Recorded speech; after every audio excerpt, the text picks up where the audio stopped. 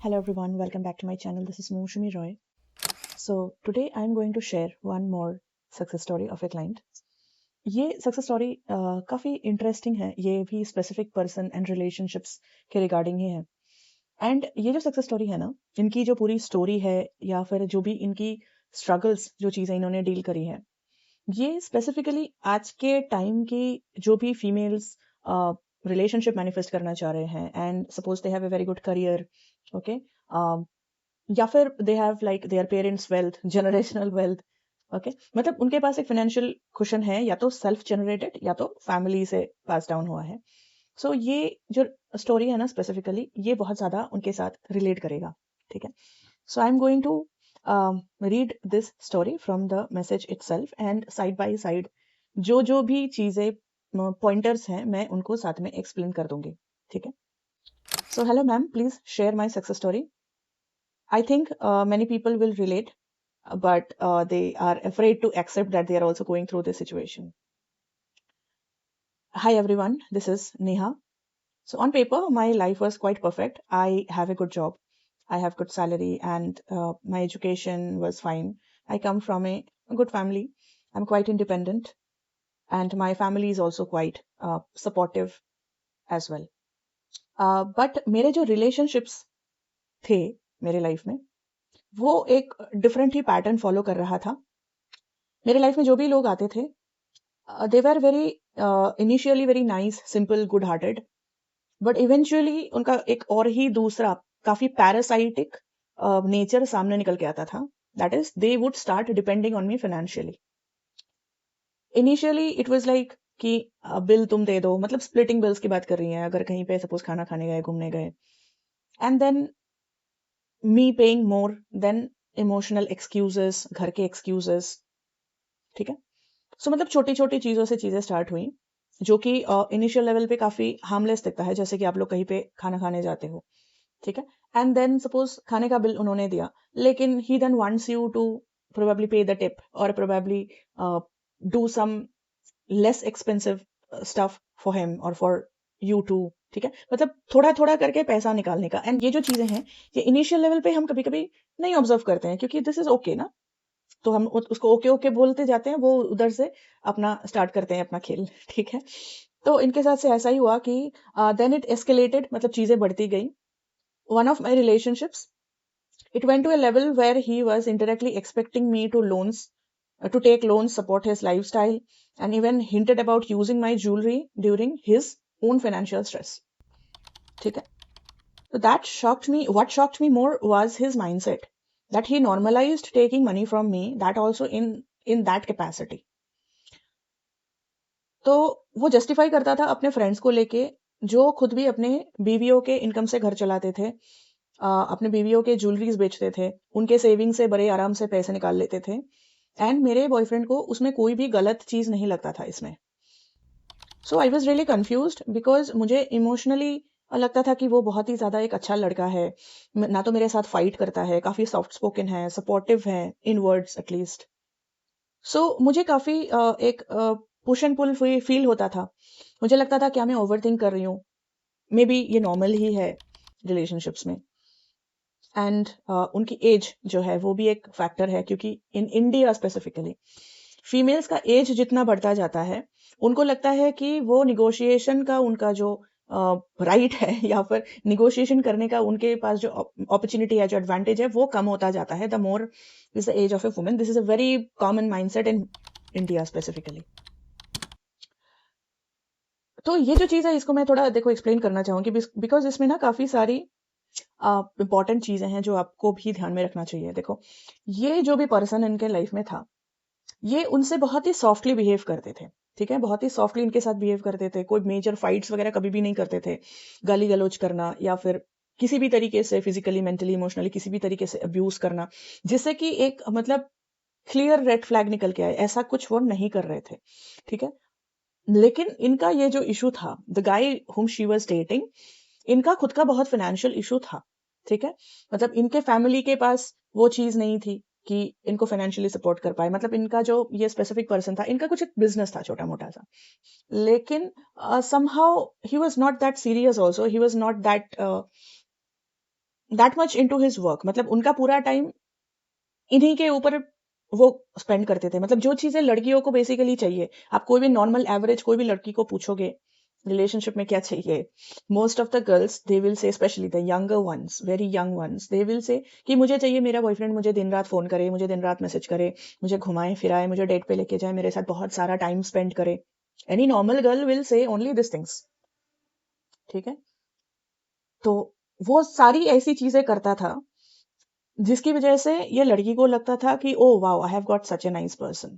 ठीक है, and initially वो पैसे भी इधर उधर देता था। ठीक है, ये सारी चीजें सही करके उसने समहाउ इस लड़की को एक कॉन्फिडेंस क्रिएट किया उसके अंदर, इस लड़के के प्रति, खुद के प्रति, कि मैं बहुत अच्छा लड़का हूं एंड मैं सारी चीजें मैं सही करता हूं, मेरे में सिर्फ एक ही प्रॉब्लम है, that is my finance is not that good. ठीक है, मुझे थोड़े पैसे चाहिए, अदरवाइज हमारा रिलेशनशिप बहुत ज्यादा परफेक्ट है।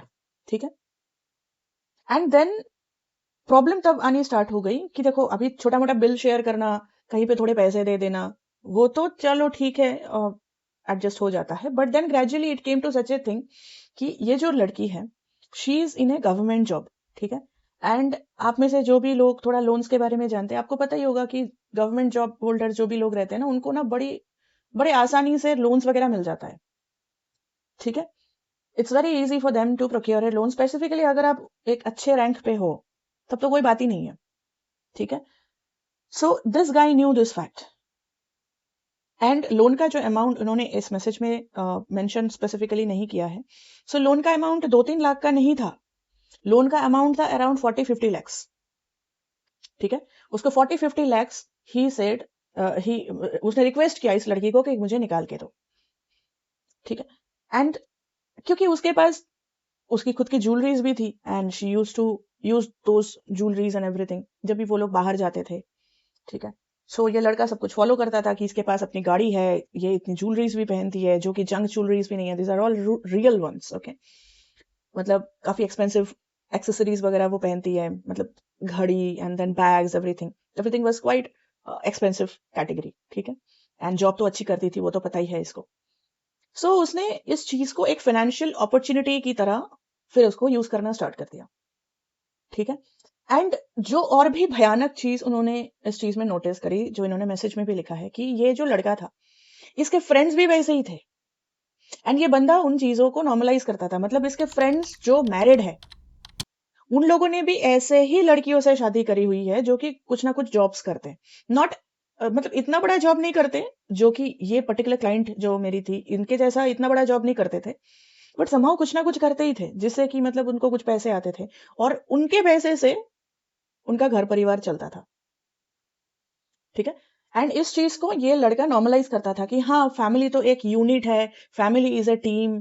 ठीक है, आपको एक दूसरे को सपोर्ट करना चाहिए, इसमें मेरा तुम्हारा क्या है। ठीक है, यहाँ पे ना कुछ ग्रे एरियाज हैं, मैं आपको बताऊंगी, क्योंकि इसको बताना बहुत इंपॉर्टेंट है, क्योंकि ये जो खेल ये ऐसे सारे लोग खेलते हैं, they are actually playing with the commonly accepted social norms. मतलब सोसाइटी में ऐसे बहुत सारे बिलीफ सिस्टम्स हैं जो कि मतलब नॉर्मली एक्सेप्टेड हो चुके हैं, जिनको लोग इतना डाउट नहीं करते हैं। इनफैक्ट लोगों ने अपने घर में भी वैसी सारी एग्जाम्पल्स भी देखी हुई हैं, बहुत ज्यादा नॉर्मलाइज हो गई है, एंड ऐसे लोग ऐसे चीजों का फायदा उठाना चाहते हैं। ठीक है, सो मतलब मुझे पता है कि ऐसी जो चीजें हैं ना हमारे घर में भी आपने देखी होंगी, या तो आपके मदर के साथ या फिर आपके दूसरे कोई रिलेटिव्स के साथ, जहां पे females are selling their jewelleries to support husbands business, या फिर वाइफ्स के पास ऐसा कुछ था, अपना पैसा था, या फिर फादर के पास से पैसे लाके दिया, डाउरी का सिस्टम तो है ही। ठीक है, ऑल तो ये लीगली तो नहीं है बट इलीगली मतलब अंडर द टेबल तो ट्रांजैक्शन चलता ही है इन सम वे। ठीक है, सो इस चीज को कहीं ना कहीं पे लोगों ने बहुत ज्यादा नॉर्मलाइज भी कर दिया है। ठीक है, एंड आज के टाइम पे क्योंकि लड़कियां इतनी ज्यादा मतलब फाइनेंशियली खुद को स्टेबलाइज कर रही है, अच्छे अच्छे जॉब्स में जा रही हैं, अभी इसमें प्रॉब्लम यह है कि मतलब फीमेल्स फाइनेंशियली इंडिपेंडेंट तो बन रहे हैं लेकिन वो इमोशनली इंडिपेंडेंट नहीं है। ठीक है, they have this emotional void जिसका फायदा ऐसे सारे लोग उठाते हैं। मतलब सपोज कोई एक लड़की है, बहुत अच्छा जॉब करती है, कोई कॉलेज में पढ़ाती है, स्कूल में पढ़ाती है, डॉक्टर है, इंजीनियर है, बिजनेस वूमेन है, वट, उसकी लाइफ सेट है, लेकिन उसको फिर भी लगता है कि मेरे लाइफ में कुछ तो कमी है, बिकॉज मुझे कोई कॉल नहीं करता, मुझे कोई मैसेज नहीं करता, मुझे कोई घुमाने लेके नहीं जाता, या फिर मुझसे कोई प्यारी प्यारी बातें नहीं करता, तो that means my whole life is waste just because I don't have this thing. तो लोग फाइनेंशियली, मतलब फीमेल्स मतलब फाइनेंशियली इंडिपेंडेंट है, बट इमोशनली एंड मेंटली बहुत ही ज्यादा अभी भी वही रूडिमेंटरी 1920s के माइंडसेट में अभी भी है। ठीक है, इसका फायदा ऐसे सारे लोग उठाना चाहते हैं। ठीक है, ये जो लड़का है, अभी मैं क्यों इसको फायदा क्यों मैं बोल रही हूँ, या फिर ये जो क्लाइंट है, पहले तो इसने बोला ना कि पैरासाइटिक रिलेशनशिप था, क्योंकि वो पैरासाइट मतलब क्या, कोई पर्सन जो आप पे डिपेंडेंट होना चाह रहा है। ठीक है, उस पे ये पैरासाइट की तरह चिपकना क्यों चाह रहा है, ऐसा उन्होंने इसलिए बोला। देखो, ये जो लड़का है, while talking to her I got to know these things, while the conversations, the WhatsApp messaging and everything, she told me that उसको बचपन से ऐसे बहुत सारे मौके मिले। जैसा कि अब देखो, स्कूल हम कॉलेज जब जाते हैं तब हमें तो पढ़ाई करने का भरपूर मौका दिया ही जाता है ना, आप भी अपने लाइफ में कुछ बन सकते हो। लेकिन उस टाइम पे ये मतलब नशे वगैरह करता था, पढ़ाई नहीं करता था, उसका रिजल्ट वगैरह ठीक नहीं था, तो उसके पेरेंट्स के साथ उसका एक डिफरेंस डेफिनेटली होना ही है। ऐसे बच्चे को कौन सा पेरेंट ही बहुत मतलब पलकों पे बिठा के रखेगा, है ना। तो उसके पेरेंट्स के साथ उसका अच्छे से बनता नहीं था। देन उसके बाद वो जब बड़ा हुआ तो उसके बाद उसके बहुत सारे ऐसे फ्रेंड्स बने जो कि इस टाइप के थे। ठीक है, जो मतलब उसको फिर लगने लगा कि अभी पेरेंट्स से तो कुछ मिलेगा नहीं, क्योंकि पेरेंट्स जब पढ़ाना चाहते थे तब मैंने अच्छे से पढ़ाई करी नहीं, कैसे ना कैसे करके थोड़ा बहुत ग्रेजुएशन मैंने निकाला। ठीक है, तो अभी मुझे कोई ढंग का जॉब भी नहीं मिलेगा, ना तो मेरा ऐसा कुछ डिग्री है, ना ही मुझे पढ़ाई करना अच्छा लगता है, ना ही मुझे एंट्रेंस एग्जाम वगैरह निकालना, तो बापरे बापू तो बहुत ही खतरनाक चीज है, बहुत ही उसमें मेरा मेहनत लगेगा, वो तो मैं कर ही नहीं सकता हूँ। तो now this is the technique, survival technique that he has found out, कि मुझे फिर अभी ऐसी कोई एक लड़की को ढूंढना है कि जो कि खुद बहुत ज्यादा फाइनेंशियली इंडिपेंडेंट है, फिर मुझे उसको बाबू शना करके उसके गोद में जाके बैठ जाना है। एंड लड़कियों का जो फाइनेंशियल मतलब जो इमोशनल एंड मेंटल जो एक वॉइड रहता है ना, तो उसने फिर सोचा कि मैं एक ऐसी लड़की को पकड़ूंगा जो कि फाइनेंशियल इंडिपेंडेंट है, जिसके पास पैसा है, जिसके पास अपना घर है, अपनी गाड़ी है, मतलब उसको मुझसे कुछ नहीं चाहिए। ठीक है, तो I will get such a girl, फिर मैं उसकी जो भी नीड्स है उसको मैं फुलफिल करता रहूंगा, और उसके एक्सचेंज में मेरी लाइफ चलती रहेगी। ठीक है, so this is the mindset that he actually had. अभी आप में से कुछ लोगों को ऐसा भी लग सकता है कि नहीं, ऐसा भी तो हो सकता है कि नहीं, सच में लड़का बहुत अच्छा हो लेकिन लाइफ में कुछ नहीं कर पाया। ठीक है, हाँ, हो सकता है, ऐसे भी बहुत सारे लड़के हैं जो कि जेन्युइनली सपोज अपने यूथ में उसको समझ में नहीं आया, बचपन में समझ में नहीं आया, लेकिन बाद में जाके समझ में आया कि हाँ, मुझे भी अपने लाइफ में कुछ करना चाहिए, एंड अभी उसको जेन्युइनली एक सपोर्ट चाहिए, एक सहारा चाहिए, जो कि बहुत सारे केसेस में उसके वाइफ या मतलब जो गर्लफ्रेंड है वो कर देते हैं। आप ऐसे बहुत सारे सक्सेस स्टोरी सुनोगे बहुत सारे लोगों के, there are so many celebrities like that, जहां पे वाइफ्स ने अपने हस्बैंड को हेल्प किया है to rise up in his life. ठीक है, बहुत सारे सैक्रिफाइसेस करिए, एंड ओवर द टाइम जाके वो सैक्रिफाइसेस बहुत अच्छी तरीके से वो मतलब एक फ्रूटफुल सर्कमस्टांसेस बाद में जाके वो क्रिएट करता है, जिससे कि दोनों ही बेनिफिटेड होते हैं, क्योंकि लड़का अपने दम पे सच में कुछ कर लेता है, लेकिन that is a very different breed. ठीक है, वो एक अलग ही ब्रीड है, that's a very different category of main, जिनके पास रिसोर्सेस मतलब साधन नहीं है लेकिन अपने लाइफ में कुछ करना चाहते हैं। लेकिन ऐसे भी बहुत सारे लड़के हैं जो सच में कुछ करना नहीं चाहते हैं, वो बस पैसे निकालना चाहते हैं लोगों से। ठीक है, नहीं तो ये 40-50 लाख निकालना चाह रहा है इस लड़की से, मतलब खुद लोन लो, खुद के नाम पे लो, बस पैसा मेरे अकाउंट में ट्रांसफर कर दो। ठीक है, एंड जो भी तुम्हारे पास गहने हैं वो भी मुझे दे दो। ये किस तरीके का प्यार है? And plus justifying his friends actions in front of this girl, and धीरे धीरे जाके इसका मतलब एटीट्यूड भी बहुत ज्यादा एग्रेशन में चेंज हो गया, क्योंकि ये जो लड़की है ये इतनी बेवकूफ तो नहीं थी। ठीक है, उसको धीरे धीरे समझ में आने लग गया, and she started trusting her own intuition.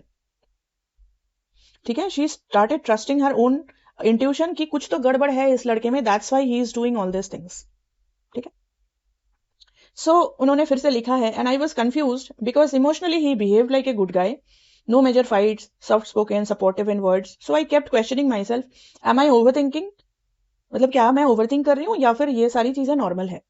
वैसे मैं ये सक्सेस स्टोरी पूरा इंग्लिश में है, मैं इसको ट्रांसलेट करके बता रही हूँ ताकि ज्यादा लोगों को समझ में आए। ठीक है, फिर उनकी जो फैमिली थी उन्होंने भी इस चीज में फिर इंटरव्यू किया कि इट्स ओके अगर उसके पास पैसा वगैरह नहीं है, हमारे पास तो बहुत है, हम उसको एडजस्ट कर लेंगे, मतलब घर जमाई की तरह बिठा के रख देंगे। ठीक है, बट समथिंग इनसाइड में वाज नॉट ओके, बट मुझे कहीं ना कहीं पे लगा, मतलब इनको कहीं ना कहीं पे लगा कि ये सही बात नहीं है, एंड ये पैसे के बारे में नहीं है। ठीक है, कि हम किसी को क्यों दे पैसा, बात ये ऐसा नहीं था, बात था ये कि it was about dishonesty and hidden intentions. ठीक है, जो आज के डेट पे इस लड़की से उसके ज्वेलरी निकालने की बात कर रहा है या फिर उसके पैसे पे ही अपनी जिंदगी निकालने की बात कर रहा है, इतना 40-50 लाख का लोन लेने के बारे में बात कर रहा है, ठीक है, तो उसके इंटेंशंस कैसे होंगे? अभी उसको अगर ऐसे लड़के को शादी करवा के घर जमाई बना के बिठा दिया तो वो तो और भी बड़ा पैरासाइट बन जाएगा ना अभी, क्योंकि उसको कभी तो प्यार था ही नहीं इस लड़की से। वो तो इस लड़की के साथ इसलिए जुड़ा है क्योंकि लड़की के पास पैसा है, ठीक है।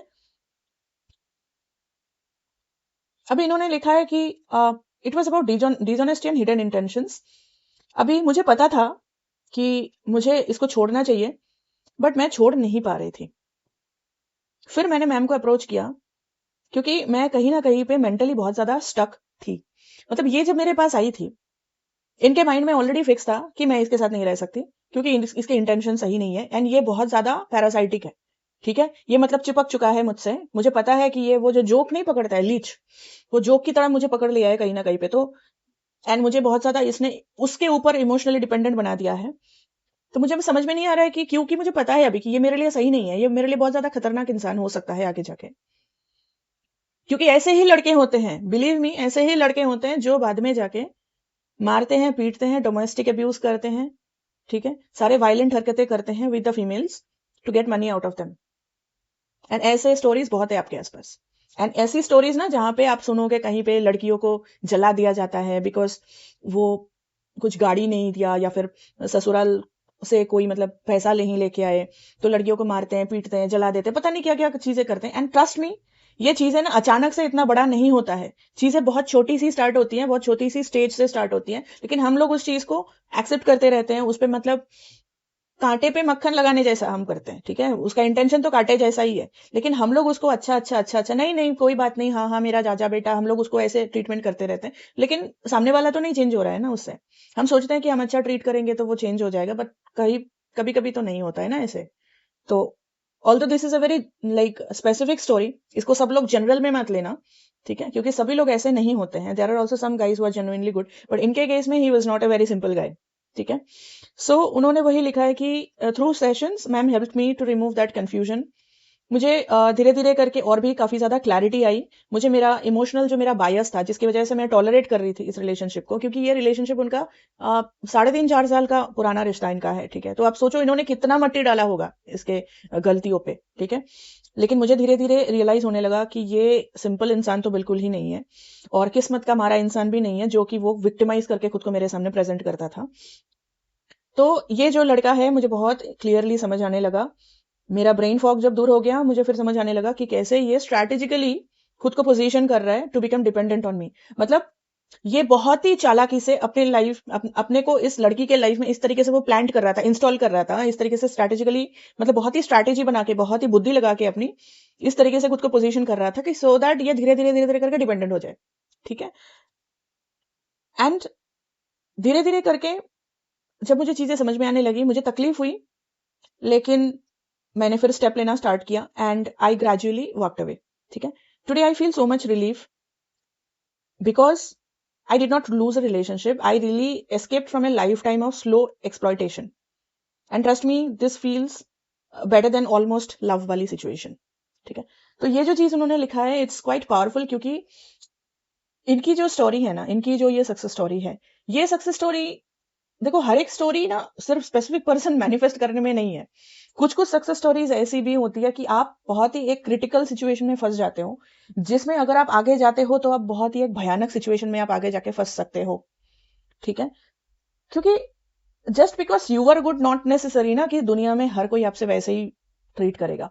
और उन्होंने ऐसे चीजों को क्यों अपने लाइफ में अट्रैक्ट किया, because she has got this very much over giving tendency, ठीक है। एंड इनका कुछ एक एस्ट्रोलॉजिकल कॉम्बिनेशन भी ऐसा है कि she is very much giving in nature and she is very unconditional giver when it comes to her spouse, life partner, ठीक है। Unconditional giving to such an extent कि इनकी कुछ बाउंड्रीज नहीं रहती है, ठीक है। एंड ये जो सिचुएशन है इनके साथ ऐसे पहले भी हो चुका है, but not on this much level. But उनके साथ ऐसी चीजें पहले भी हुई हैं जहां पे लड़के उनसे पैसे लेके जाते थे, ठीक है, मम्मी बीमार है, पापा बीमार है, ये है वो है, ठीक है। सो इनके साथ ये सारी चीजें पैसे पैसे को लेके पहले भी हुई हैं, बट इतने बड़े लेवल पे नहीं हुई। And to be honest, I would like to tell you one thing here, कि सपोज कोई रिलेशनशिप में अगर आपके साथ कोई चीज हो रहा है, ठीक है, कोई पर्टिकुलर पैटर्न आपका सामने निकल के आ रहा है, लेकिन आप उस पर कुछ काम नहीं कर रहे हो, ठीक है, अगर वो रिलेशन रहा तो ठीक है, अगर वो नहीं रहा, सपोज अपने दूसरा कोई रिलेशन देखा, चांसेस है कि अगर आपने आपका लेसन लर्न नहीं किया है तो नेक्स्ट टाइम वही लेसन बड़े आकार में आएगा। Same with the same person also, अगर आपने चीज जब छोटा था, अभी उसी टाइम पे अगर आपने उस चीज का इलाज नहीं किया तो बहुत चांसेस है कि ये सारी चीजें रिपीट होती है इन ए बिगर मैग्नीट्यूड। ठीक है, मतलब आज जो पर्सन सिर्फ अब्यूसिव लैंग्वेज यूज कर रहा है, अगर सपोज आपने उसको वहीं पे नहीं रोका, वहीं पे अगर उससे बात करके चीजों को सॉर्ट नहीं किया, तो वो आदमी जो आज गाली दे रहा है, कल वही आदमी जाके आपको मारेगा पीटेगा। ठीक है, वहां पर भी अगर आपने कुछ प्रोटेस्ट नहीं किया, वही आदमी बाद में जाके फिर आपको फिजिकली दूसरा टाइप का हार्म भी कर सकता है, आपको मार भी सकता है। ठीक है, सो चीजें जब छोटी हो ना, तभी से ही उस चीज को थोड़ा रीथिंक करना एंड थोड़ा सावधान हो जाना भी बहुत ज्यादा इंपॉर्टेंट है। ठीक है, क्योंकि हर एक चीज पे you just don't go into this manifestation pathway. ठीक है, क्योंकि आज मैं बहुत सारे लड़कियों को ऐसी देखती हूँ, ठीक है, who are in very bad situation and they want to change everything with manifestation. ठीक है, तो कभी कभी ये जो अप्रोच है ये थोड़ा अनरियलिस्टिक की तरफ भी चला जाता है। आपको खुद के जो सिक्योरिटी है उसको अंडरमाइन नहीं करना चाहिए just because you want to experiment with manifestation. आपकी खुद की फिजिकल, मेंटल, फाइनेंशियल हर लेवल पे आपकी सिक्योरिटी से बढ़कर और कुछ नहीं है, उसको पहले इंश्योर करके then you do the manifestation. ठीक है, और अगर आपको क्लियरली दिख रहा है कि कोई आदमी आपको एक्सप्लॉइट कर रहा है, जैसे कि उन्होंने वही लिखा कि ऑल्दो मैंने इस रिलेशनशिप से एग्जिट किया, ठीक है, फिर उन्होंने बाकी चीजें इसमें उतनी एक्सप्लेन नहीं करी है, but then she started working on herself कि कैसे खुद को ठीक रखे इस रिलेशन में। ठीक है, कैसे अपने वूंड्स को कैसे हील करे, कैसे बाउंड्रीज पे कैसे काम करे।